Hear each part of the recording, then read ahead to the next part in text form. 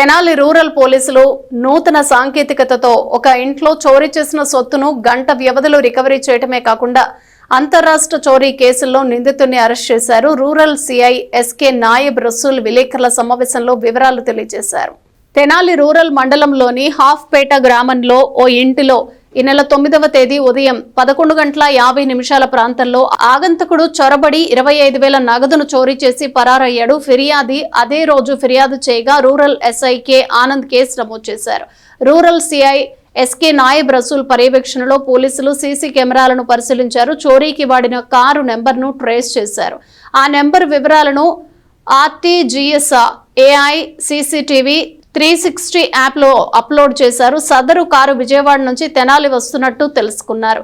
ఉదయం 11 గంటల ప్రాంతంలో నందివెలుగు జంక్షన్ వద్ద కారును అడ్డుకుని నిందితుడిని అరెస్ట్ చేశారు. కారును 5,000 నగదును స్వాధీనం చేసుకున్నారు. నిందితుడు తెలంగాణ రాష్ట్రం ఖమ్మం జిల్లా మాదిరి మండలం మడుపల్లి గ్రామానికి చెందిన బండి గోపి అని సిఐ నాయబ్ రసూల్ తెలిపారు. ఫిర్యాదు అందిన వెంటనే సాంకేతిక పరిజ్ఞానంతో దొంగతనం కేసు ఛేదించి నిందితుడిని అరెస్ట్ చేసి రూరల్ సిఐ ఆనంద్ సిబ్బందిని జిల్లా ఎస్పీ వకుల్ జిందాల్ అభినందించినట్లు తెలిపారు. అరెస్టు చేసిన నిందితుడిపై తెలంగాణలో 11 కేసులు, ఏపీలోని కృష్ణా జిల్లాలో 2 కేసులు ఉన్నట్లు చెప్పారు.